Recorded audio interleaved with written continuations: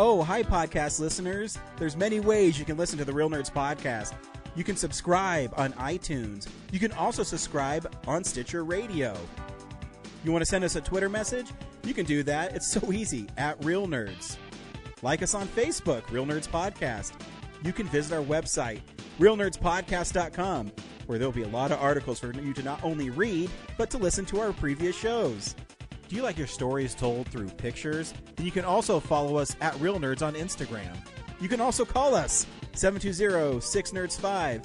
Thanks for listening and enjoy the show. Camera, action! Well, a real nerd knows who shot, and a real nerd can follow the plot, and a real nerd doesn't touch film. I'm sorry. Take it outside.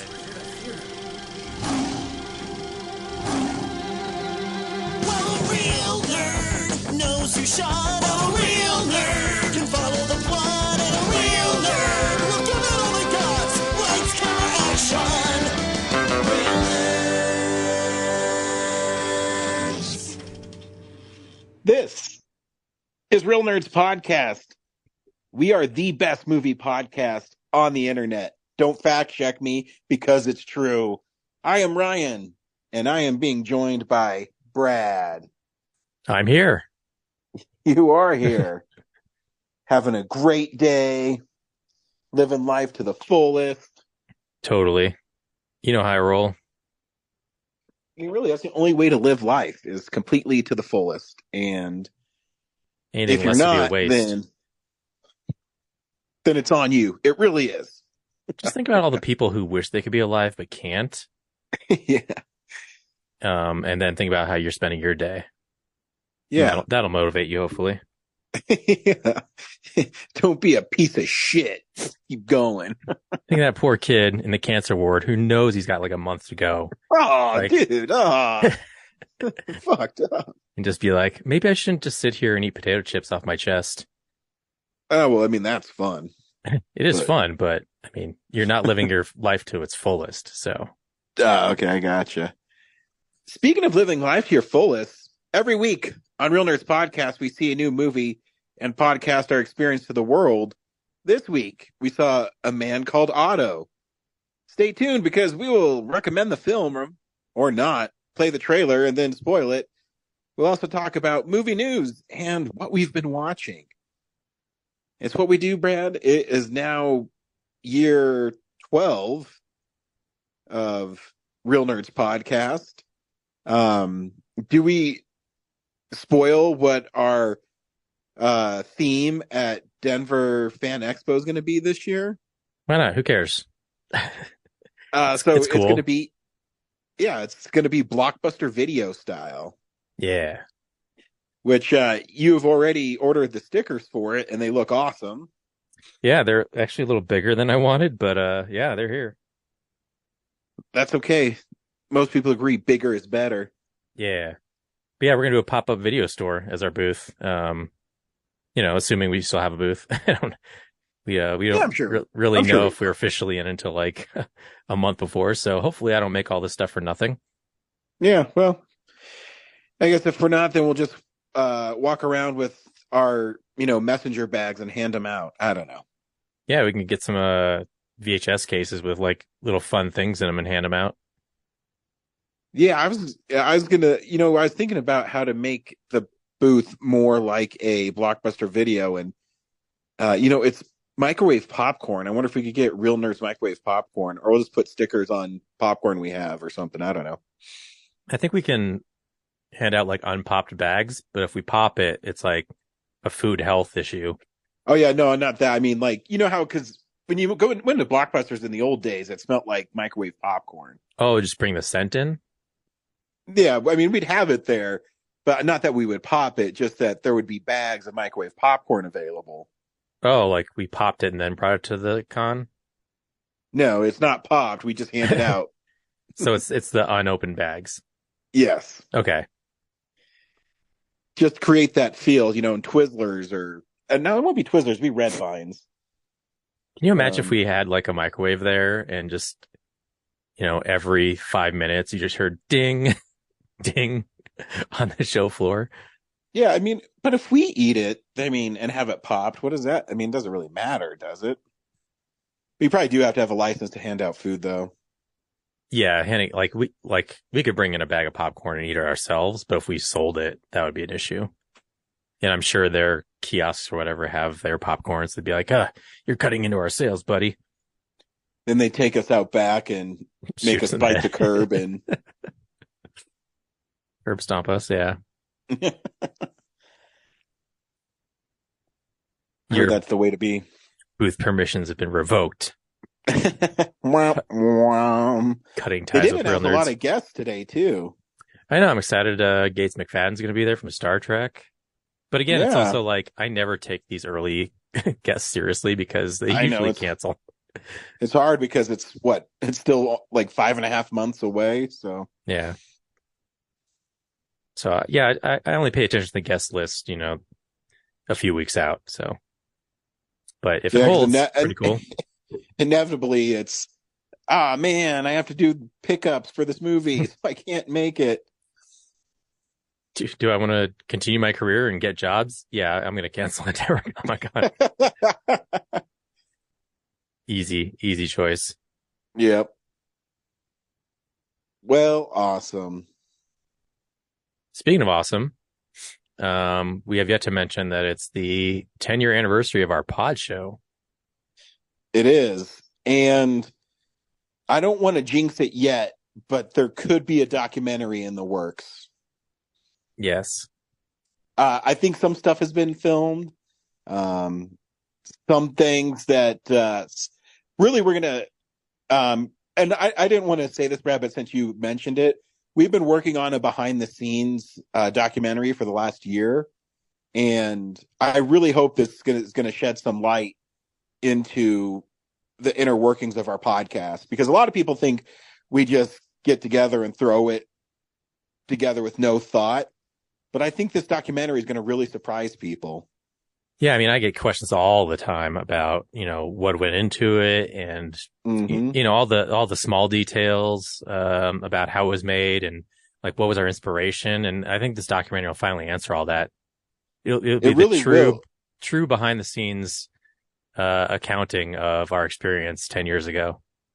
And I think it's really important that we do tell the truth, because Exactly. there's been a lot of false rumors about what it was like in the early days, Mm-hmm.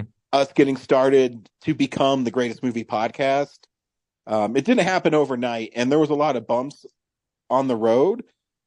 But you know what? Instead of, paving over that road and making it smooth, we're really going to peel the layers back, and you're going to see all that went into it. I think it's going to surprise some people about how honest we are. And if you have the Blu-ray of the series and you're like, oh, well, all the behind the scenes on that, I know how this went. I don't need to, there's nothing else I can know. Let me tell you, we left out a ton of controversial stuff from that Blu-ray and we saved it for this documentary. And it's going to blow your minds.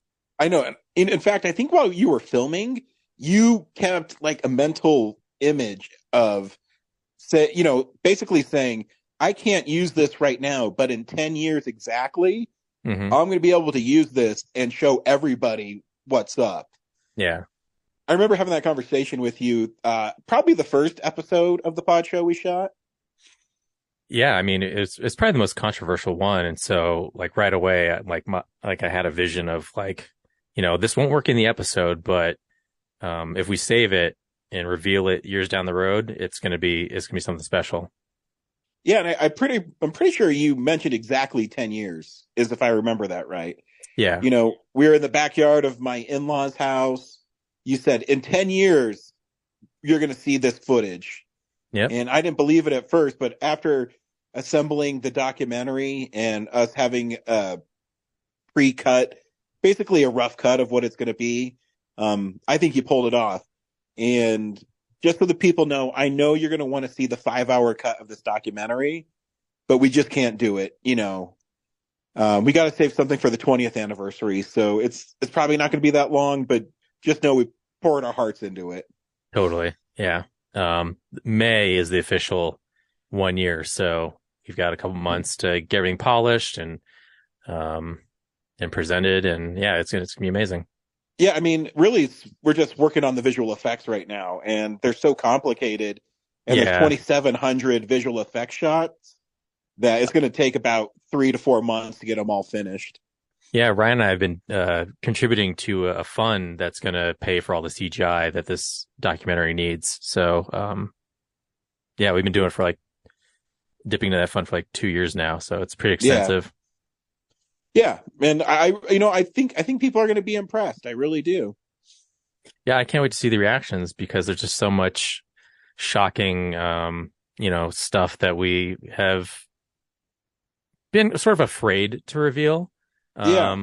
But now that we're seasoned veterans, and I think, there might be some, it was a different time. So there might be some stuff that might come back at us. But you have to remember what we were back then. We were just a podcast. Yeah. And we're trying to make it in a medium. I mean, I think we finally answered the question too. What is a pod show? Mm-hmm. Yeah. We really dissect it and analyze what goes into what's the difference between a pod show versus a podcast. Mm-hmm. And I really feel like no one else has tackled a pod show as effectively as we have. And really no one's ever engaged with one as much as we have. I mean, just think of all the celebrities we had in our freaking pod show. I mean, I know. Right off the gate, we have Robert Downey Jr. The Ghost Trappers are in it, and you know how much they've blown up since then. Oh, they're the preeminent ghost hunting team in Denver.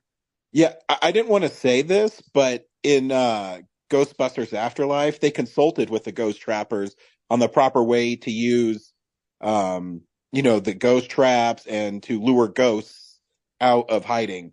So yeah, before, they consulted with Ivan Reitman's team.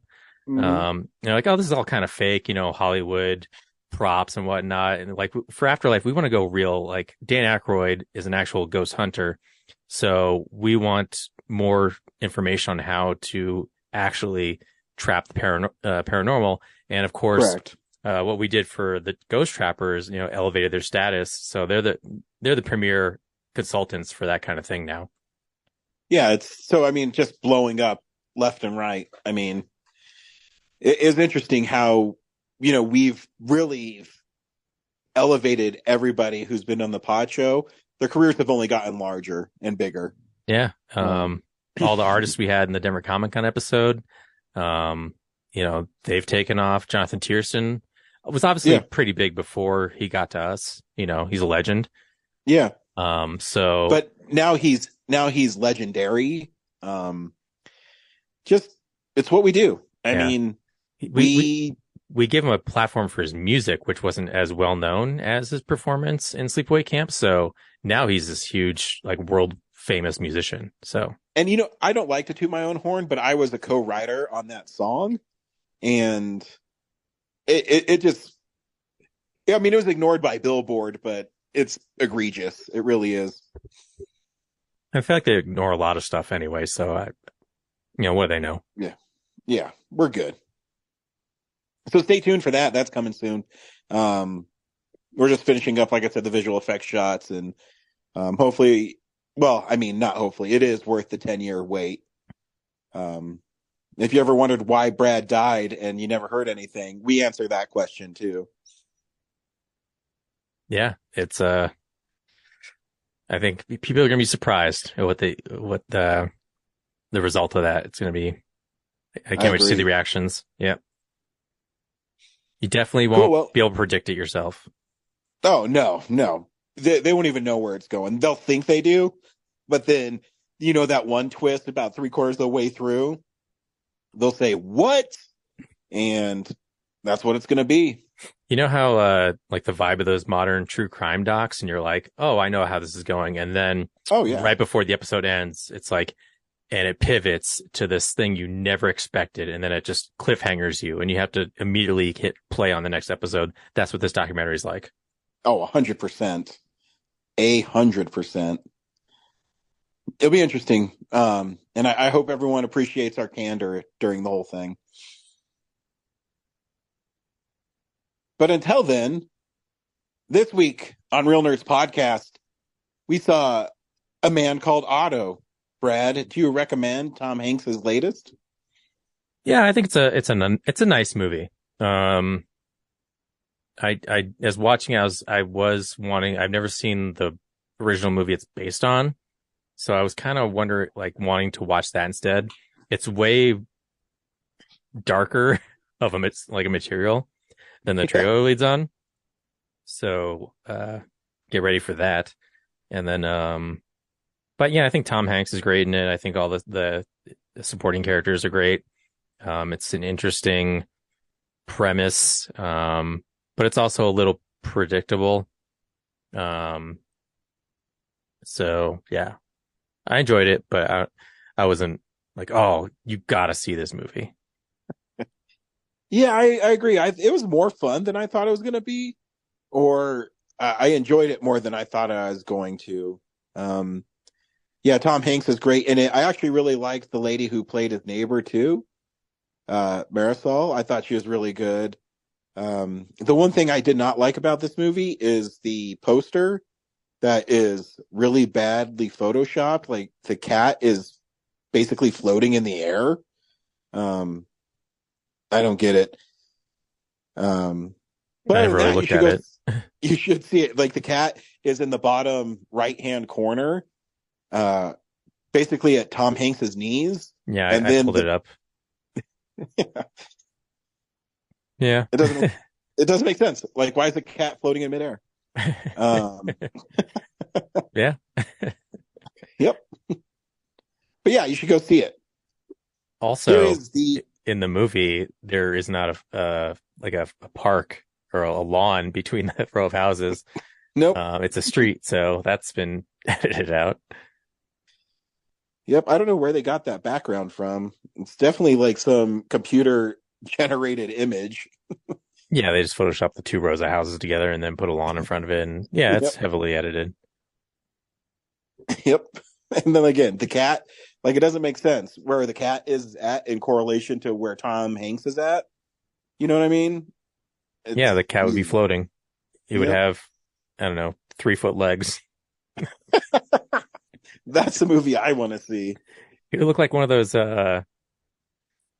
things from the Dark Crystal with the long legs. What are they called? Oh, fuck. I don't remember. But with a cat's face. Yeah. What are those called? I guess I should watch The Dark Crystal more than once every 10 years. Yeah. Here's a trailer for A Man Called Otto. Hey, back. What is he doing? Parallel parking. Parallel to what? The whole neighborhood is falling apart these days. Get out of here. Nothing works now that you're gone.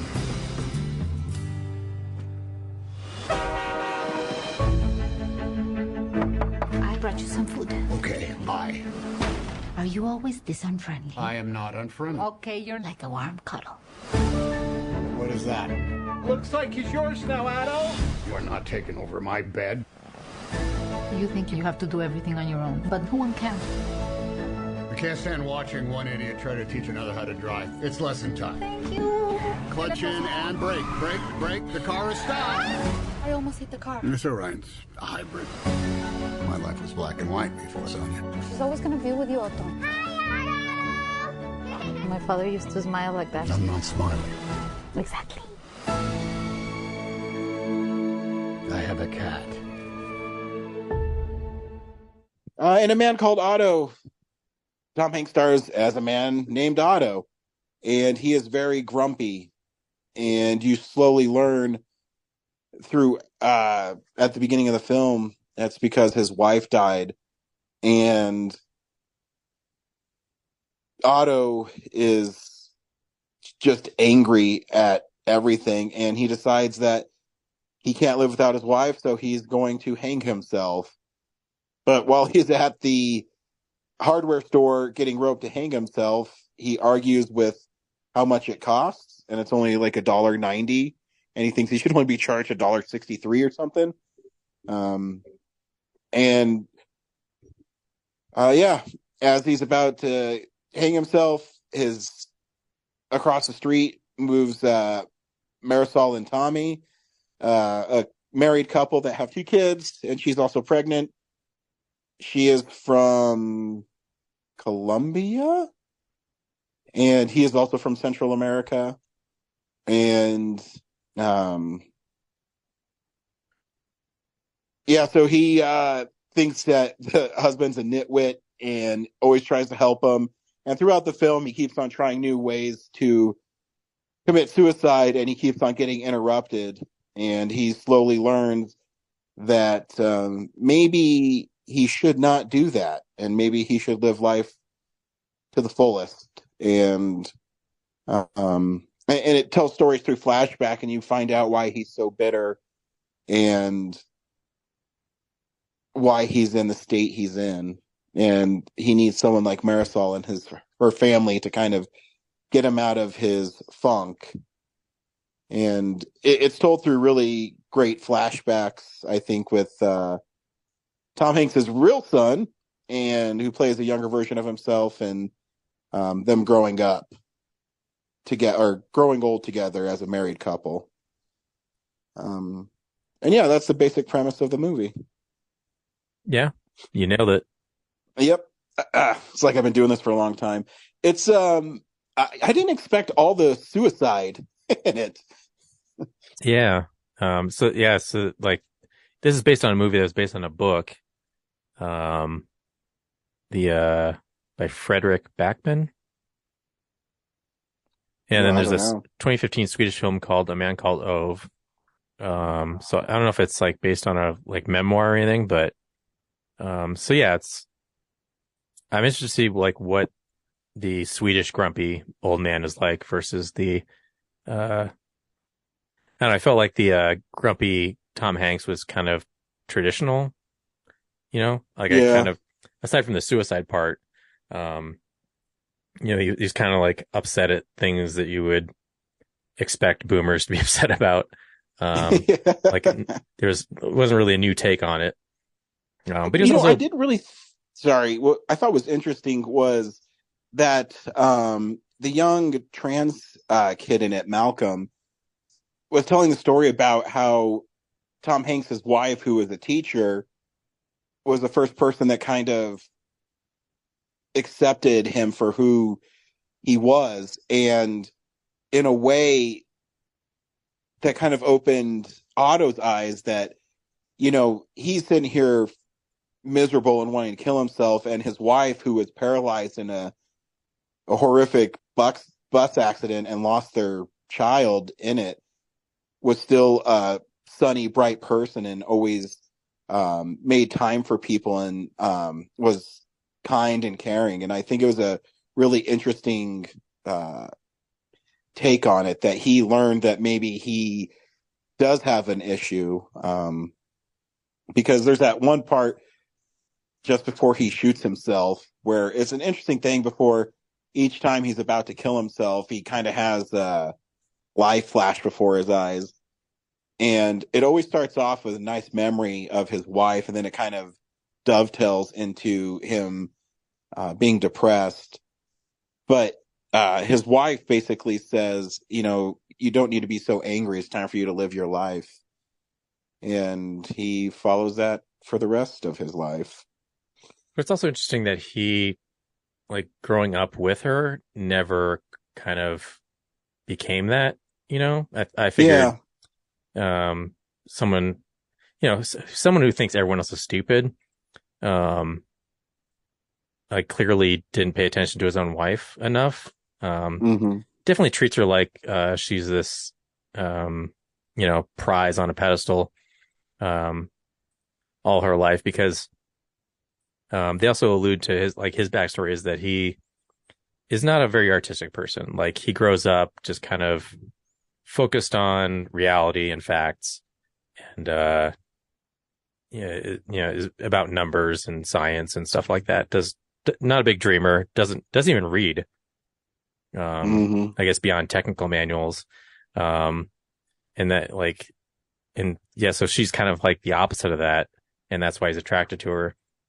Yeah, and I But think too, and this might just be my interpretation of it, that he also romanticized her a lot after she passed away, yeah, and he was struggling with it because I forget the line, but it was really good about how he only lived for her and now he can't live without her, or something like that.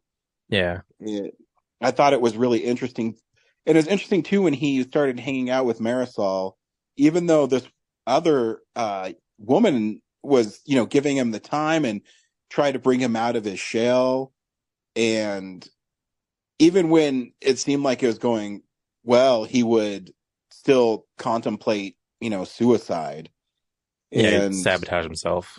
yeah, anytime he felt something for the family or her, you're right, he would sabotage himself. But there was like great moments, even when he was in his car trying to asphyxiate himself through carbon monoxide, he got all pissed because Ruben wouldn't know how to use a ladder, or Tommy, I mean. And it's just an interesting take. And I did shed a couple tears when um he talks to his friend Ruben, who became he got some sort of disease, I'm not sure which one. Just catatonic, I And guess. yeah, but he responded to Otto and how they used to be friends, even though he was a Ford guy and he was a Chevy guy. And, I know, what a bizarre rivalry. yeah, and it was They're not even in interesting. Michigan. Yeah, yeah, it's interesting because he talked about the coup, and you thought it was because he got a Toyota towards the end, and it was really because The they were, HOA. they weren't considerate to him for his wife's disability. So there's a lot of layers to this movie, and I mean Tom Hanks is great in it. And even like Tommy, I really like the husband for Marisol. Yeah, he's like a really like cool, fun dad, but he just lacks the like skills to just be I don't know, like a functioning, responsible human being, I guess. Yeah, but he's like a genuine character. You know what I mean? Like everything about him is Yeah, genuine. he loves his kid, loves his wife, and he just wants Yeah, to make their world the best it can be, but he lacks like the actual like technical yeah, skills to do it. yeah. So And yeah, also, it I was was also a little fun. frustrated by his wife too, because I felt like she was written as like way more forgiving than I think any woman would be with a guy like that. I'm like, I don't know. What do you think?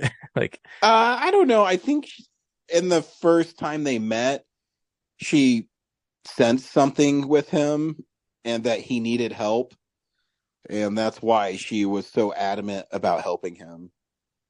he's so dry and like, um, yeah, clearly doesn't have any interest in any other people but her, mhm. in general. But yeah, I just felt like,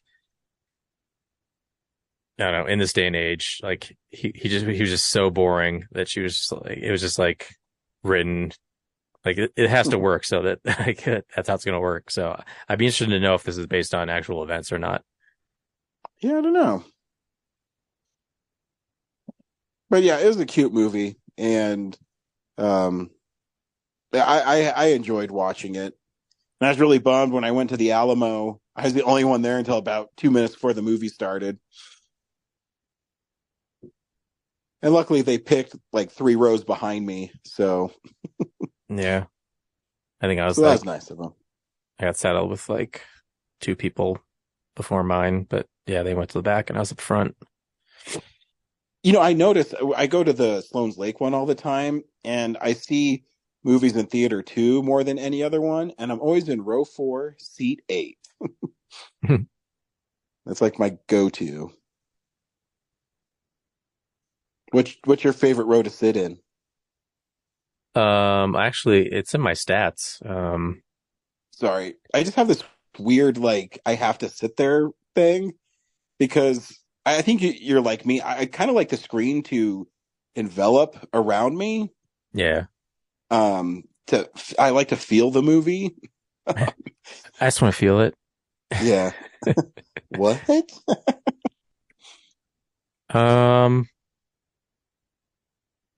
Yeah, actually, That's an old David Cross bit. I guess last year, my favorite seat was the first row. No. Okay. Yeah. Fourth row. Yeah. Theater 1, row 4, seat 9. Interesting. That's the one I went to the most. I guess actually technically my favorite seat is at the Esquire, and it's in the second row of either the left side or the right side. That's probably the one I sit in the most. But as far as the Alamo goes, yeah, it's 1409. Nice. As of last year. What was it in 2021? I have all this stuff. 3501. So yeah, different Alamos too. So the Alamo at Littleton, their seats are bigger. So I usually sit in row 3, because there's more space between them. And then at the Sloan's Lake one, it's 4. I go to the Westminster one maybe once every couple months, and not because it's a really nice theater. It's just it's really far away. Yeah, but yeah, their big show, the seats are really narrow, so you're really close to people. But at least you have your own self-contained table and everything. So yeah, cool. This is the big news story. It's real news. Now, some people would say the Academy Awards being nominated, but to me, it's the Ninja Turtles soundtrack coming out on Waxwork Records with exclusive artwork by Kevin Eastman. Hell yeah. That drops Friday. Yeah, Friday they're releasing Turtles 3, the soundtrack, but they're also re-releasing 1 and 2 with like new vinyl pressings, which are awesome, and made people like me who bought the originals a little annoyed, but yeah. They on their repressings they do that, and they usually get either it's new artwork or they get new colored vinyl. So yeah, the ones I got when they first came out are like solid orange, solid green. And yeah, these new ones are like these cool splatter things. Like the Ninja Turtles 2 splatter is like purple and green, like to, Ooh, that's cool. honor the fight between Super Shredder and everything. And then the first one, they have a new splatter where it's like the 4 different colors in green meshed together. And yeah, so. What Turtles movie you think has the best score? Probably still the first one. I mean, John Dupree did all 3 of them, so they're all a little similar. But yeah, the first one, there's just like certain cues that are really get me. Agree. The second one's a little more fun. Huh? Yeah, I think the first one has a better feel to it. It's a little darker, and the 2 sequels are a little more lighthearted. Yeah, like the first one has like cool, like when they do the finale fight, and it just like escalates and escalates. Yeah, there's some good beats in that, but yeah. Like 2 has, when they're playing keep away with the ooze canister, and it has like this I don't know, like this Western giddy up cue to it. It's a little silly. But I mean, the third one I'm excited to hear because it has that like Eastern influence to it. Yeah, it does. Yeah, you're right. So I haven't seen that movie in a long time. I think that gets a bum rap, and I think it's kind of a fun movie. Yeah, I screened it at the Bug for like my birthday a couple years ago, and because I never got to see it in the theater when it came out. But people malign it, like in all the Turtles groups I'm in. They're like, "Oh, it's so dumb," but I enjoyed it, man. Like, yeah, if you really pay attention to the comics, it's kind of again like Super Mario Brothers. It's a little mishmash of things that are silly on the page that they made more realistic. Like time travel. Yeah. They like. There's a character, Renee, with this time scepter that takes the turtles through time. Renee would be silly in that world, but, they converted it into just having this time scepter thing that they find. And, you get Casey Jones back because he's not in the second one. So that was cool. Would have been cooler if he was back in time with them, and he sort of is because of Newt. But yeah. Is it Newt? What is his name? No. I mean, I'm relying on you. I haven't seen it in a while, but I never thought it was as bad as people said it was. I saw Aliens recently, so I'm just like, am I saying the right thing? Get away from her, you bitch. So yeah, that's coming That's a out. good movie. Yeah. And then, yeah, do you have any other news? Because I got something. No, go ahead. Yeah, a little close to me. I guess Regal is filing for bankruptcy, Regal Cinemas, and they're going to close some theaters in Denver. And the two that they're doing are the two closest to me. So No, bummer. it's like, because I still have the Regal Unlimited pass. So yeah, the Meadows in Park Meadows Theater is going away, and then the South Glen one, which that's like the anchor for that whole community there. So I'm like surprised that that's the one they're getting rid of. Like, yeah, that's a nice theater too. Yeah, almost too nice because it has that like VIP section. Mm-hmm. So yeah, it's Wit, not Newt, Wit. That's the ancient Casey Jones's name. Sorry. No, you're good.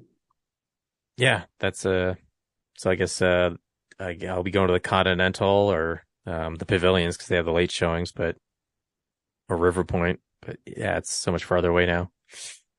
Yeah, lame. Yeah, the only thing I'll say about the Academy Awards, I think it's cool that Top Gun was nominated. My big pet peeve with it is if Marcel the Shell was nominated for Best Animated Feature, so should Avatar. It shouldn't be in the Best Picture. That's all I'm totally, saying. Yeah. Also, it's the same thing. I watched the behind the scenes of Top Gun Maverick, and they put 6 IMAX cameras in a cockpit. Like, how do you not get best cinematography? I know. At least nominate. You don't have to win, just like nominate. Like, that's a pretty impressive feat. I remember when it was like, hey, we have one IMAX camera in The Dark Knight, like for like 5 minutes. Like, they put 6 of them in those cockpits. It's crazy. Yeah, I was saying that since I watched that behind the scenes stuff. I said, man, if this movie's not nominated for Best Picture, Best Cinematography, Best Editing, I mean, come on. I think did pretty well otherwise. Overall, like, I can't complain. Like, I don't care anyway, but I feel like compared to past years, I think they appeased more critics than they have in the past. Obviously way more diverse representation across the acting categories, which is great. But yeah, I mean, I want to see, Ke Huy Quan win so bad because his speeches have been so awesome and he deserves it too. He's so great in that movie.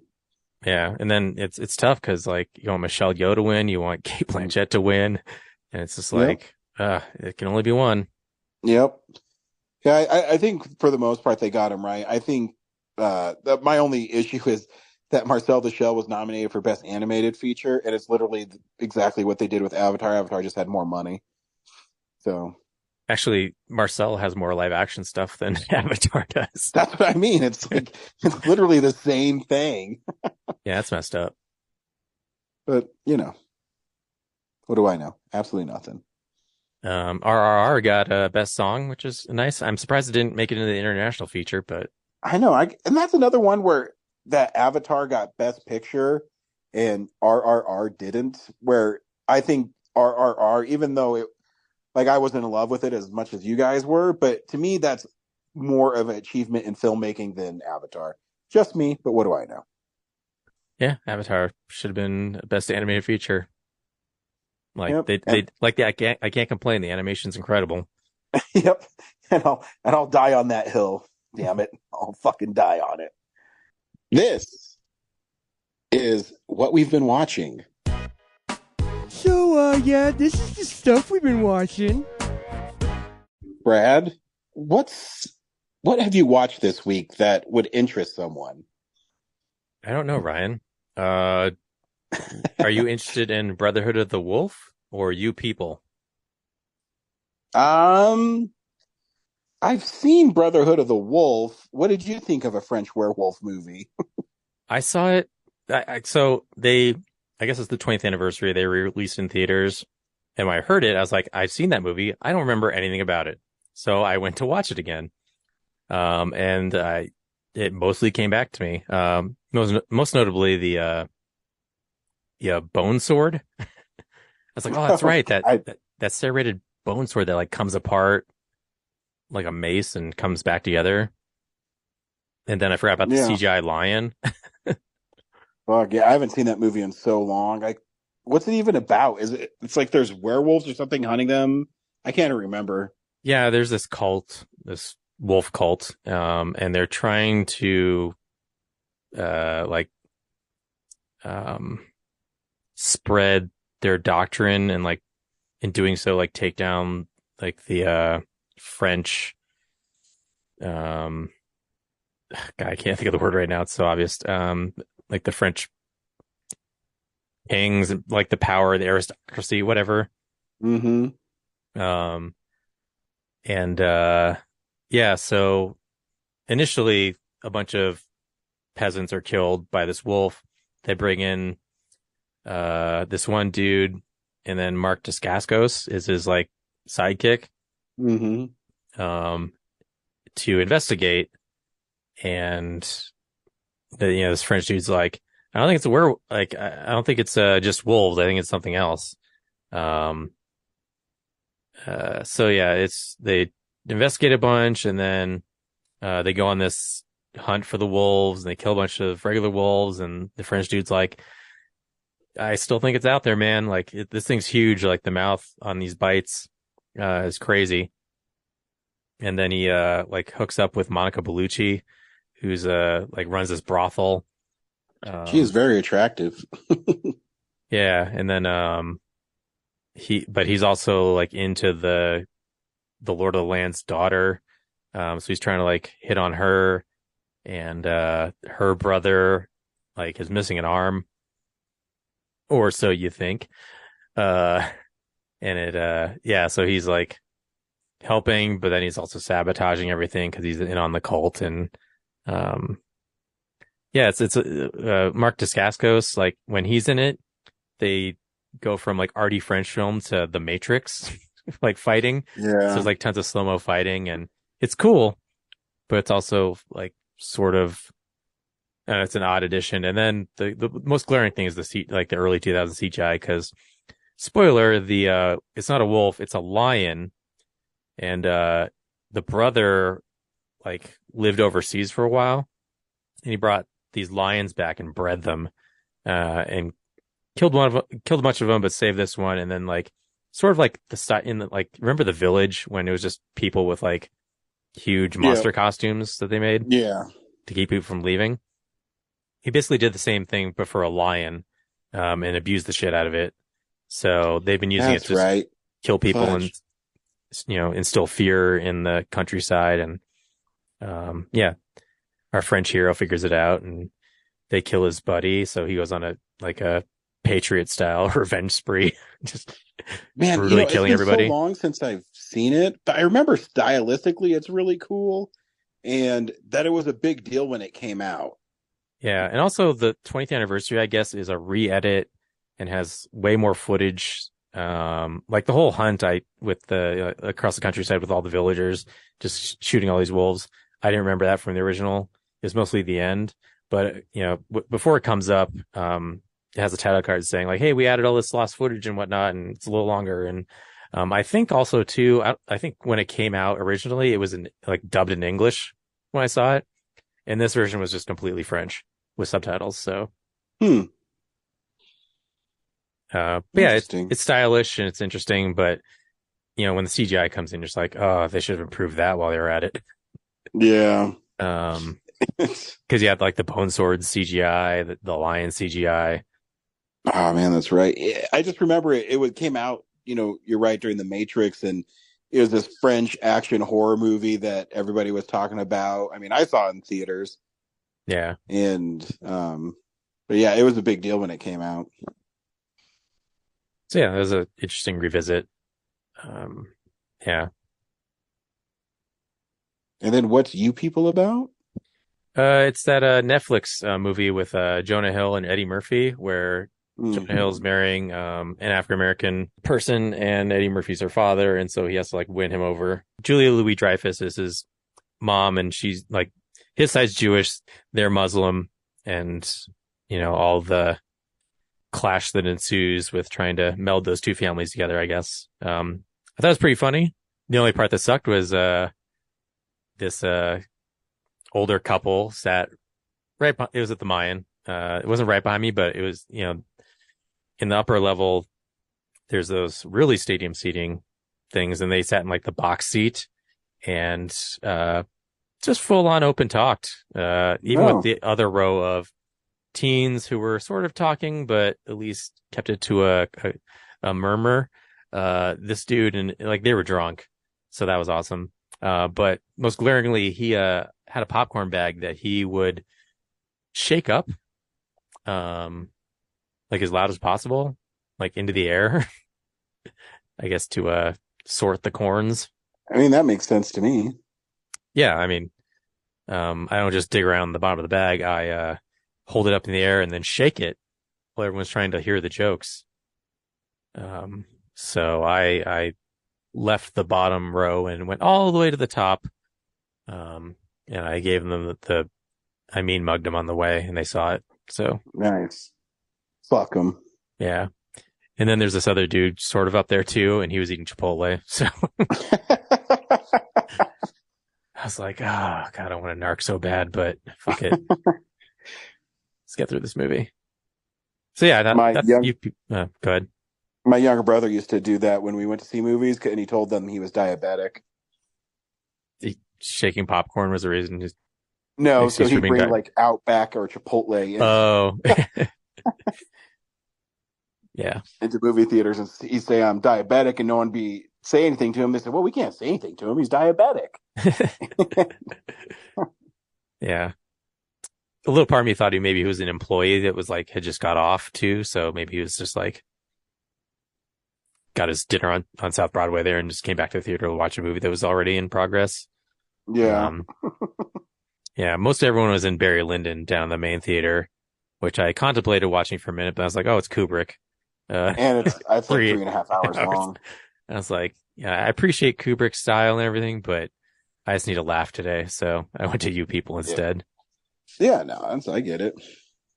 Yeah, it's fun. And you could watch it on Netflix instead. What'd you watch? I actually have been watching a Julia Louis-Dreyfus show too. So I love Veep. It's one of my most favorite TV shows. After Seinfeld and Veep, a sandwich in between it, she did this other sitcom called The New Adventures of Old Christine.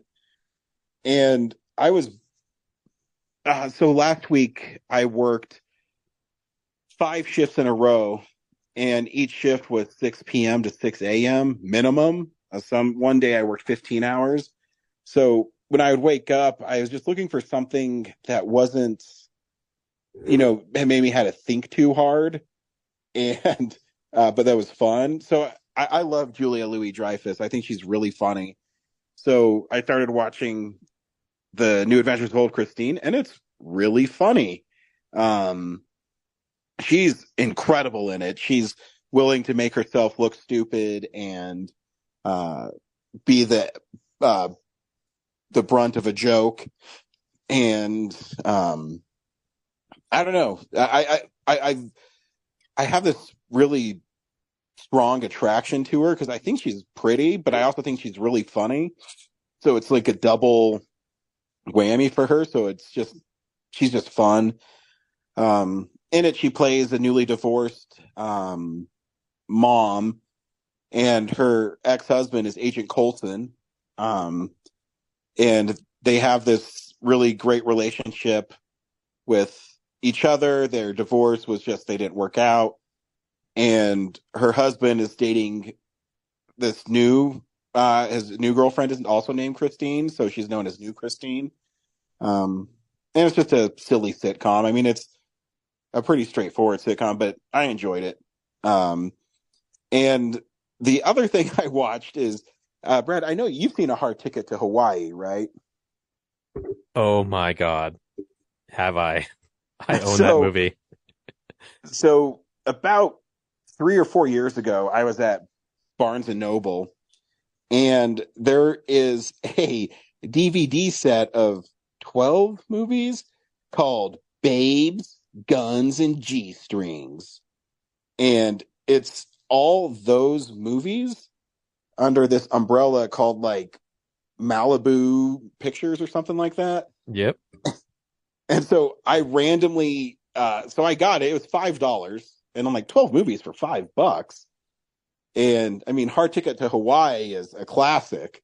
So, because my brain still wasn't working at 100%, I watched a random one. I literally just picked a disc out and put it in, and I had no idea what I was putting in because this disc set is a Mill Creek, and there's no art or anything on the discs.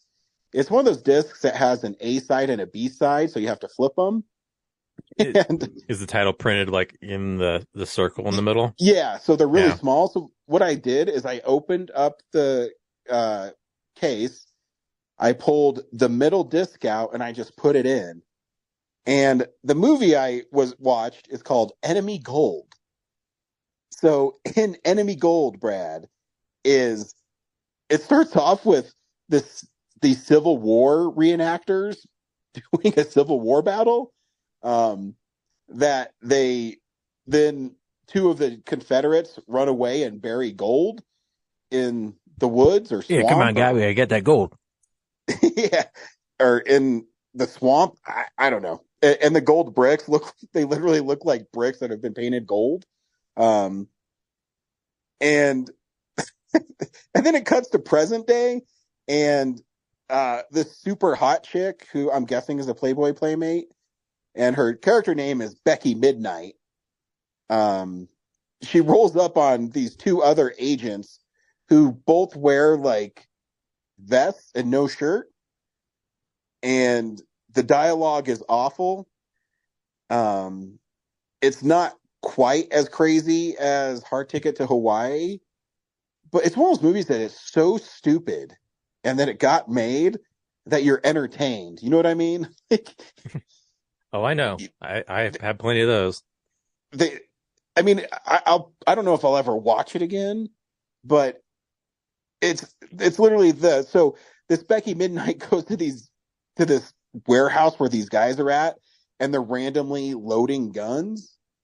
And so when she walks in the door, the one guy's like, "Hey, who are you?" And she flips him over, and they used to be lovers. Okay. And then it cuts to her going into the bathroom and just taking her top off. I don't know why. I guess just to show boobs.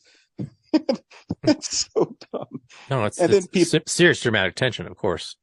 Oh yeah, for sure. And then they go to this place where this drug lord is putting cocaine into watermelons, and they eventually find the gold. And yeah, I don't know. I might watch it again. I don't know if there's a Blu-ray of it. If there's one like Hard Ticket to Hawaii where it has like special features and stuff, I might get it. I don't know. I think they did put out each of those like some kind of like Vinegar Syndrome type company did do each of those or something. So I think you can get like a extra special version of it than your Mill Creek version. So I do love the character names in it because Julie Strain is in it, obviously, and her character name is Jewel Panther. So I have Becky Midnight and Jewel Panther, and there's parts where Julie Strain is just in a leopard print bikini shooting people. There's no snake in it, and there's no dude who like gets like shot by a rocket launcher in midair. So that's a bummer, but it's silly enough where you can watch it and have fun with it. So I might watch another one tonight. I don't know which one I'm going to be watching, but when I see it, I'll let you know. Makes me want to watch Hard Ticket to Hawaii again. Yeah. I mean, I have 11 more of them to get through. So got 11 of them. I know. I'll never forget. It was literally $5, and I think I even paid. I got 30% off on it. I may have paid $2 for this thing because I remember it was in a sale, and they had that the Littleton Barnes and Noble has this value section of DVDs, And every once in a while, they have taken additional 30% off on them. I want to say it cost me $2.85. Andy Sedaris movies. That's what it is. There we go. So yeah, there's like Picasso Trigger, Savage Beach, Hard Hunted. Hard Hunted? Fuck yeah. Guns, Fit to Kill, Return to Savage Beach. Dude, you didn't tell me Hard Hunted was chicks with holding guns with a helicopter and fire behind them. It's obviously a sequel because it says the world's hottest undercover agents are back. Yeah, I think they're all based on, like, I think the two girls from Hard Ticket to Hawaii, like, ended up in Picasso Trigger and Savage Beach and probably Hard Hunted. So it must be like, so it's like the Marvel Cinematic Universe, huh? Yeah, but for topless women. Fuck yeah. Yeah. On IMDb, if you look up Enemy Gold, it says you might also like Dick Shark.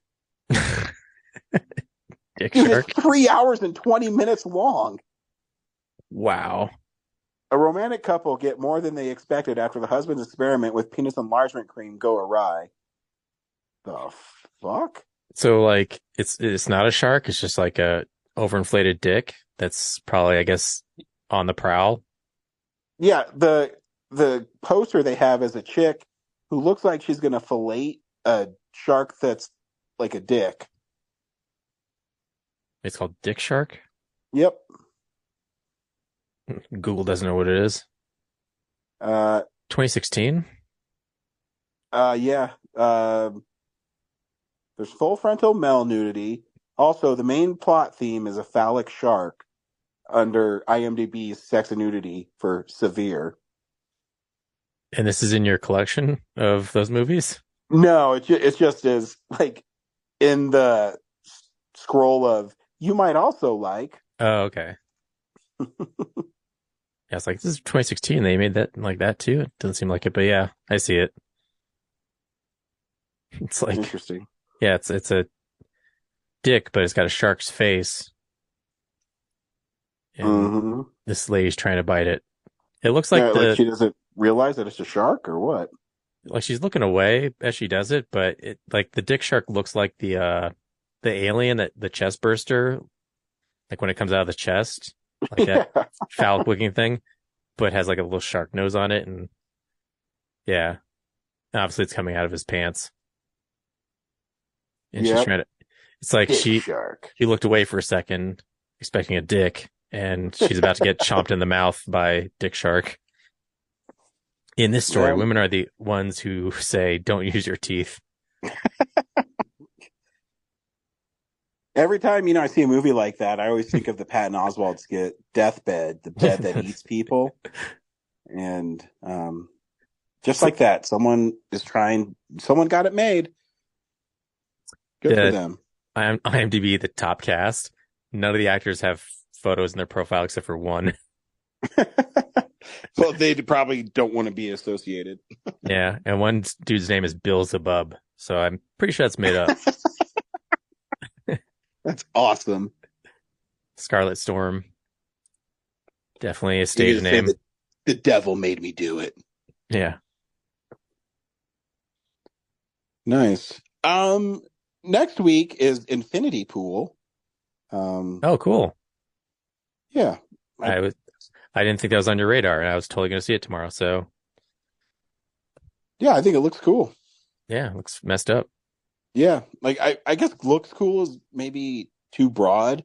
It looks very interesting and fucked up, so I want to see it. I saw Possessor, so I know I'm in for some shit. Yeah, I mean, it could backfire and be like Neon Demon, but, hopefully it's fun. I think Neon Demon's pretty tame compared to Possessor. So yeah, that's what we'll see next week. Thanks for listening. Bye.